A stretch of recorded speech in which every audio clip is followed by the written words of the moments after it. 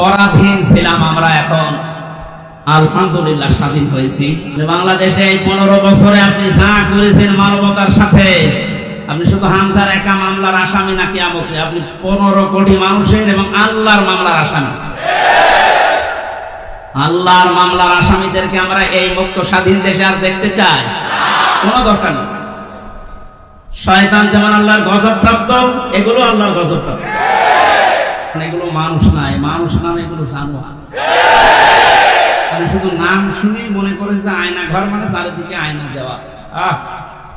এতে কত বড় ভয়ঙ্কর মানবতার সাথে আমরা মানবতা বিরোধী অপরাধের বিচার করলাম। এই ঘরের সাথে যারা জড়িত এ টু জেড প্রত্যেকটা মানবতা বিরোধী অপরাধের শামিল। এদের বিচার এখনই করা দরকার। আজকে একজন ওর সাথে জড়িত যে সর্বোচ্চ পর্যায়ে, তাদের ভেতরে একজন ধরা পড়েছে।